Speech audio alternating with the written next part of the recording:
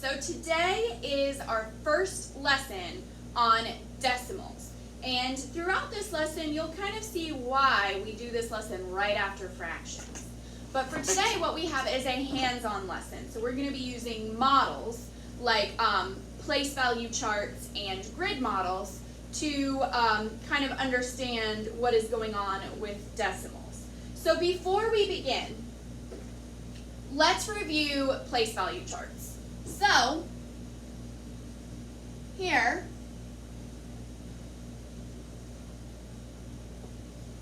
I have a place value chart, and it's going to have the ones period and the thousands period.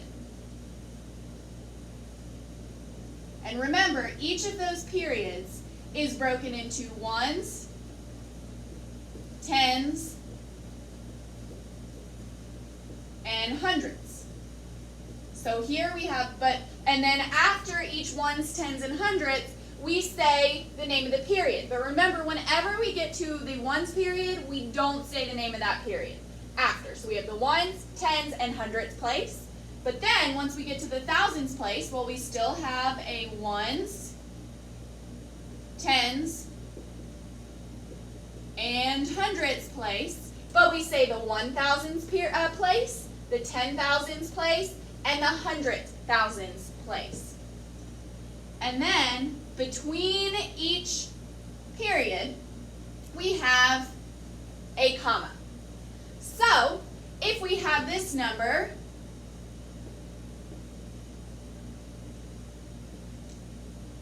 we say the name of the number in the period. We start on the left and go to the right, and we say the name of the number in the period. Once we get to a comma, we say the name of the period that came before it. And then once we get to the end, we do not say the name of the period. So we have 687,492. And remember, each of these has a value. The 2 in a ones place is equal to 2. A 9 in the tens place is equal to 90. A 4 in the hundreds place is equal to 400. I'm going to start running out of space. A 7 in the 1,000s place is equal to 7,000. An 8 in the 10,000s place is equal to 80,000.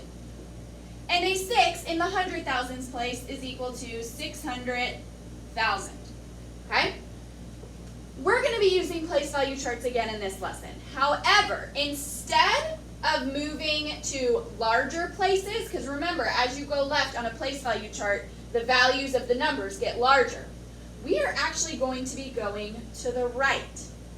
So that means we're going to be getting to places that have less value than this whole. Than this digit in the ones place. Because here we have a whole, and these are just the number of wholes. But what we're going to be talking about today are decimals, which are parts of a whole. So that means we're going to see the numbers in the decimals to the right of the ones place. Now, before we get to that, let's go ahead and read together these sentences, or this sentence under the title. Okay, so read in your head while I read out loud. A decimal is a number that uses place value and a decimal point to show part of a whole. So a decimal, if we have a decimal, that means we have something that is less than a whole. So go ahead and underline that, because that is very important vocabulary for this lesson. And then we'll move on to the build it. This is a hands-on lesson, so instead of example 1 and example 2 and guided and independent practice, we have build it, try it, talk about it, and practice and apply it. So let's go ahead and look at the build it. So now we're looking at the build it on page 631. And before we look at the question, let's look at this place value chart right here. We have ones, and then instead of a comma, we have a period. Remember, that's called a decimal point. That's what they were talking about in the vocabulary word, the definition at the beginning of this page. So we have the 1, which is the same exact value as this ones place here is the same exact value as this ones place here. But instead of going this way, we're going to the right, which means we're getting smaller. So instead of a comma, we have a decimal point, which tells us anything that comes after this decimal point is going to be smaller than one whole. It's going to be a piece of one whole. Next, we have the tenths place. Now notice that TH. It is not, this tenths place is not the same as this tens place. This is the tenths. It means it is a piece of this whole. And then we have hundredths. Notice we also have that THS sound at the end, hundredths. So it is very different from this hundreds place over here. So make sure that you are including that THS sound at the end. So we have the ones place, which is the exact same as this ones place, but then we go a little smaller to the tenths place, and then even smaller to the hundredths place. And we'll talk more about that over this whole chapter. Okay, so now that we've talked a little bit about this place value chart, we are going to fill it out as we work out this problem. So now let's all look at the build it. And I know it's really hard to see because of this glare. I tried to move the projector, but I can't because it's bolted into the ceiling and I can't move it. I wish I could. Read it with me in your head while I read it out loud. Kendra has $1, 3 dimes, and 5 pennies. Model this amount using a place value chart. So, we've talked about dollars before and how they work with fractions. We know that $1 bill is equal to 100 cents.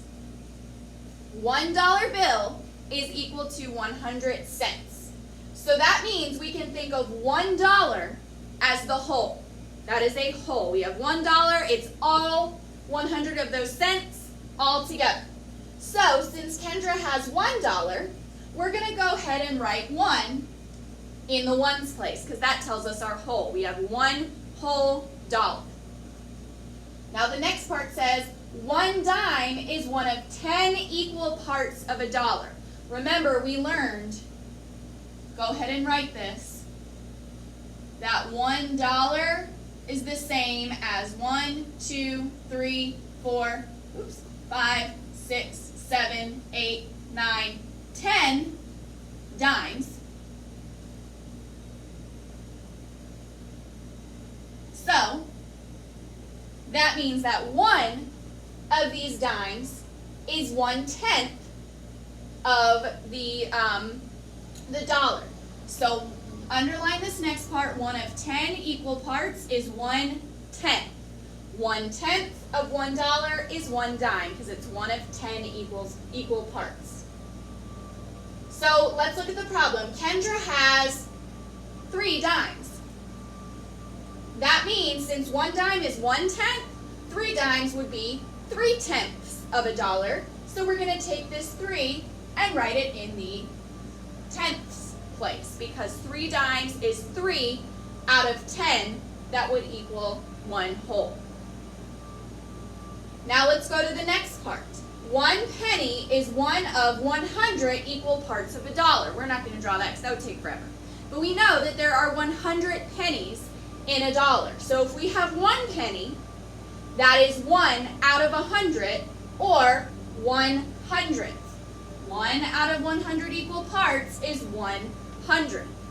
So that means 1 penny is the same as 1/100th of a dollar. Kendra has 5 pennies. So if she has 5 pennies, 1 penny is 1/100th of a dollar. 5 pennies would be 5/100ths of a dollar. So that means we need to write 5 in the hundredths place. So we have 1 and then a decimal point and then 3 5. We have 1 whole, 3/10, and 5/100. So that means the amount of money that Kendra has in dollars is $1.35. You know, anytime you see a dollar amount, you see a number, and then a decimal point, and then, two more numbers. This is the dollar. These two are the cents. That's how we can look at decimals. Whatever comes after the decimal is part of $1. Whatever comes before the decimal is the whole dollars. Okay, so let's go ahead and turn the page. If you have any questions on this, please Skype me later today. If not, good job. If you do, not that you're not doing a good job, but definitely Skype me if you have any questions. Okay, so now let's turn the page and look at the next part. When we look at the top of page 632, we see these grid models right here. Okay, we know that the whole grid model together is the same as one whole. Here we have a grid model that shows tenths. Our model is broken into 10 equal pieces and 1 is shaded, so that is the same as 1/10. Over here, we know, based on seeing these before, that this grid model is broken into 100 equal pieces and 1 is shaded, so we have 1/100th of our piece. Now right below, we see how to say these, or how to show them, both in numbers and in words. So 1 whole looks like the word 1, and then it looks like 1.0. Now it can also look like this. Okay? Those are all the same. 1.01 and just the whole number 1 all show the same amount of space. They show 1 whole. Now if we move over to our grid model that shows tenths, we have 1 out of 10 shaded. So we know that that looks like 1/10 in words. In decimals, it looks like 0.1 or 0.1 because we don't have a whole. So the number in the ones place is 0. We're ignoring this. We're done with this. We're only looking at this. And we do not have a whole. We only have 1 out of 10. We know that the first place value after the decimal point is the tenths. So that shows 1/10. 1 out of 10 pieces. Another way we could write this is 1/10 as a fraction. Now, if we ignore these and look just at this, we have our hundredths grid, and we have 1 little shaded piece. That means we have 1 out of 100, which in words looks like 1/100th. As a decimal, well, we have 0 wholes, we have 0 full tenths, because a full tenth would look like this whole column, and we only have 1 of these 100 little pieces, so that means we put a 1 in the hundredths place. Now, as a fraction, this would look like that. Now, I want to show you something. These look an awful lot like our base 10 blocks. This whole looks like a hundredths flat. We know that in this hundredths flat, we have 10 rods. So we can see that this 10 rod looks like 1/10, because if we repeated this 10 times, one of them would be 1/10. And we know that ones cubes, we can fit 100 of them on this shape. So that means we can think of these as pieces of a whole.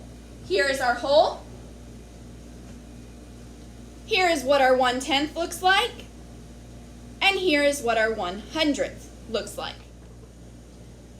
Now let's look at the triad. What we are going to use in the triad, so in the build it, we use the place value chart. In the triad, we're going to use the place value chart, but we're also going to use grid models. So let's read the question together first.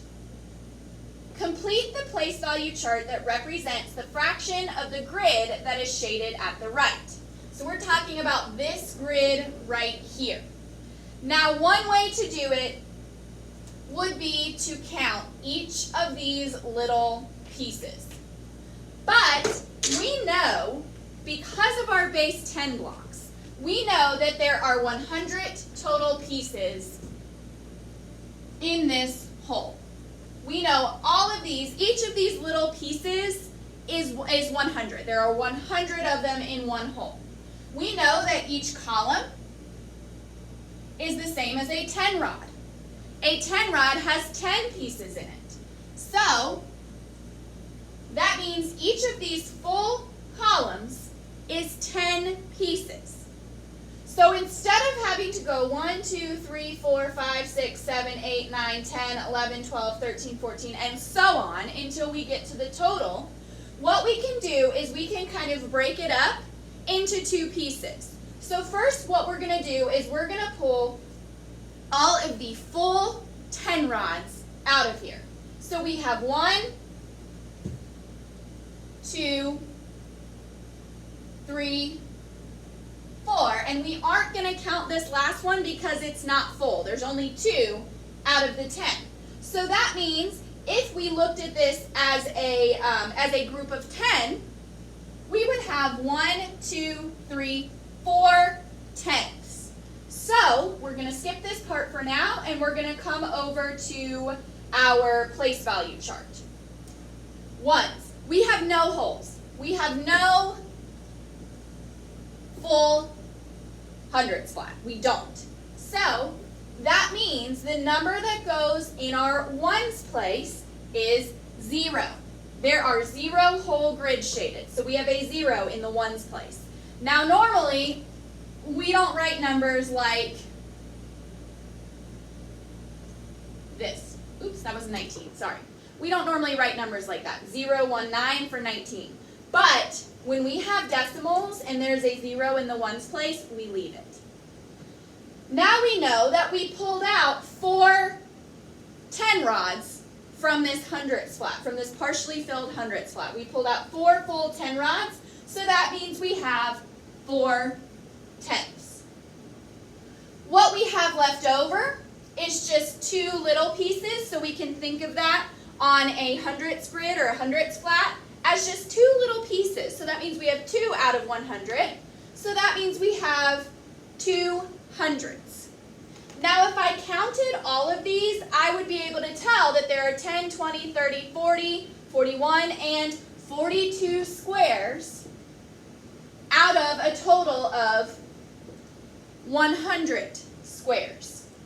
So the way we would say that, we have 42 out of 100 squares. We don't say 42 out of 100. We say 42 hundredths. It's the same as 4 tenths and 2 hundredths. So when we look at this, we have 0, decimal point, 4, 2. Whenever we look at a decimal and we read it, we say the whole number, unless it's 0, in which case we leave it alone. And then we actually say the whole number we see here. So we don't say 4 tenths, 2 hundredths, or 4, 2, blah, blah, blah. We say the whole number we see after the decimal point. So after the decimal point, we have 42. Then, as soon as we have said the number that comes after the decimal point, we say the last place value, where the place value that the last digit is in. So we would not say the ones because there's a 0 there. And then we would say 42 hundredths because that's the place the last digit is in. So this grid right here, this shaded part, represents 42 hundredths. And we will break that down further in the next few lessons, but this is just kind of an introduction using models. We will do a couple of the practice it problems together, just so that we can be more comfortable with it. But for now, let's go down and look at the talk about it.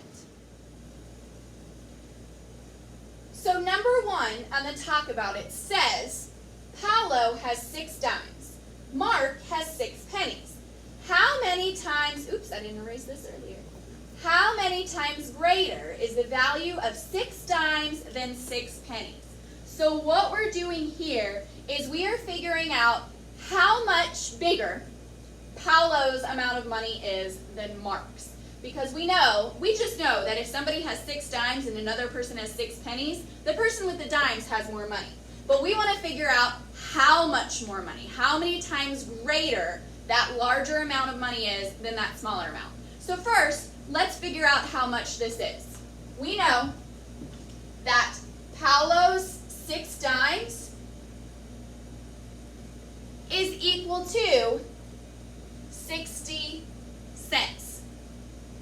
And we know that Mark's 6 pennies are equal to 6 cents. So to figure out how many times greater Paolo's is than Mark's, we're going to figure out 6 times what equals 60. This is Mark's. This is Paolo's. So to figure out how many times greater Paolo's money is than Mark's, we have to say, well, Mark's 6 cents times what would equal Paolo's 60 cents. And we know because of basic facts and patterns that 6 times 10 is 60. That means Paolo's 6 dimes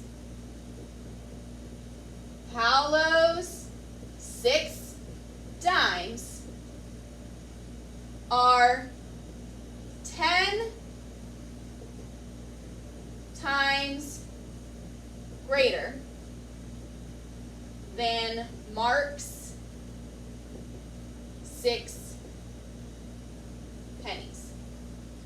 And what that is telling us is that as we go from left to right on a place value chart, it looks like you might not be able to tell, but I'm pointing at the place value chart, so look at the place value chart. As you go from left to right, it's getting 10 times smaller. So remember when we looked at this and we knew as you moved to the left, you got 10 times greater every time? Like the tens place is 10 times greater than the ones place, the hundreds is 10 times greater than the tens, the 1000s is 10 times greater than the hundreds, the 10,000s is 10 times greater than the 1,000s, and the 100,000s is 10 times greater than the 10,000s. It's exactly the same for a place value chart with decimals. This tenths place is 10 times greater than the hundreds, which we can see here. And the ones place is 10 times greater than the tenths place. So it's the exact same thing. As you move from right to left, you're getting 10 times greater each time, just like our regular place value charts that we talked about before. Okay, so now what we're going to do is we are going to do, we're going to go to the practice it, and we're going to do numbers,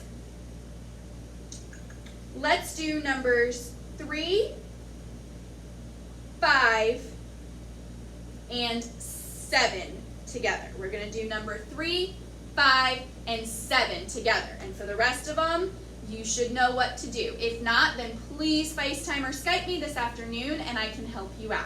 So go ahead and turn to the practice it. First, we're going to do number 3 together. You will not need a separate sheet of paper for this independent practice or this homework. So we're on page 633. We're going to do number 3, 5, and 7 together, and then the rest of them you should be able to do on your own. So for number 3, the directions for this part say, complete the place value chart that represents each set of dollar bills and coins. So for number 3, we have $2, 9 dimes, and 1 penny. We know that based on example 1, or the build it, dollars equal the whole, dimes equal 1/10 of the whole, and pennies equal 1/100 of the whole. Go ahead and write that. That will help you later on. So if we have $2, that means we have 2 wholes.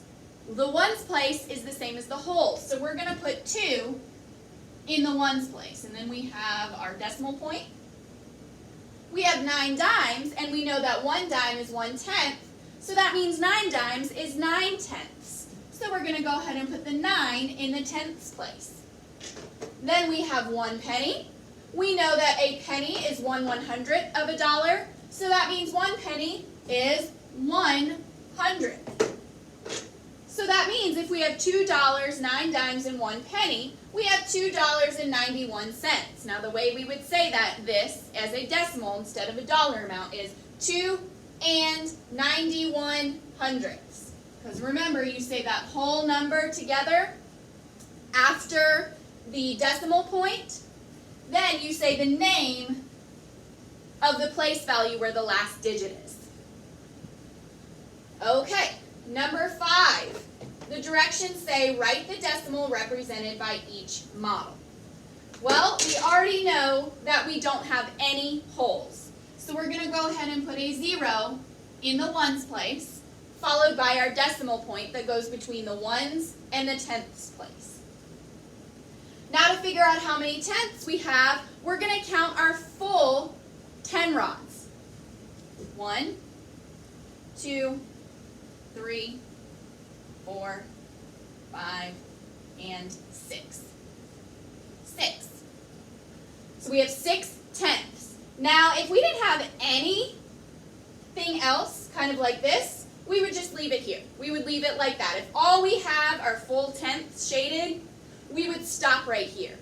But for number 5, we don't. We then have 1, 2, 3 little hundredths pieces. So that means we have 6 tenths, and then we have 3 hundredths. So we have 0 ones, then we have our decimal, we have 6 tenths because we have 6 full 10 rods, and then we have 1, 2, 3 little hundredths pieces. So we have a 0 in the ones place, a 6 in the tenths place, and a 3 in the hundredths place. And the way we say that is we say the whole number, unless it's a 0. Then we say the the entire number that comes after the decimal point, so that's 63.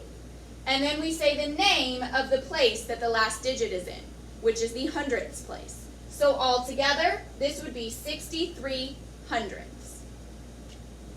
Now let's look at number 7. The directions say write each decimal. So we have word form. Well, we have the words 25 hundredths. I don't see a whole number. I don't see blank and 25 hundredths. So that means I have a 0 in my ones place. Every time I have a ones place, the thing that's going to come next is a decimal. And then I have 25 hundredths. Well, I know the way that I say decimals is I say the whole number, the entire number that comes after the decimal, and then I say the name of the place the last digit is in. This hundredths tells me that the last digit is going to be not in the tenths place, but the hundredths place. So that means I have 25. And if I look at my places, I have ones, tenths, and hundredths. So that means I have written the number form of 25 hundredths. Okay, now if you have any questions about that, please FaceTime or Skype me later, and I will help you. Okay, go ahead, finish page 633, and then page 634, the practice it and the apply it, and then you can go ahead and work on your homework on page 635 and 636, or you may take a break and do that later this afternoon. Remember, when you have word problems, do not forget the unit. For these word problems on page 636, go ahead and turn to that and look really quick. You are not going to have an equation. You are not adding, subtracting, multiplying, dividing. You're not doing an equation. You are just naming a number, but you do need a unit. So that means for number 3, we're talking about buttons. So that means you have your decimal, and then you should have the word buttons. Okay? The rest of them, You can figure out on your own what the unit is. Don't use a place value chart if you need to. Don't just try to guess. Use a place value chart. Draw a picture. Draw a place value chart somewhere, and then use that. Because there may be some that if you're not paying super close attention, you might put it in the wrong place. So think of a place value chart. If you want to do it on your work for each one, that's fine. If you want to do it on a separate sheet of paper for each one, that's fine. If you just want to use one and then you just erase and rewrite each time, that's fine too. Okay, if you have any questions about today's lesson, please FaceTime or Skype me. Don't just try to guess. Okay.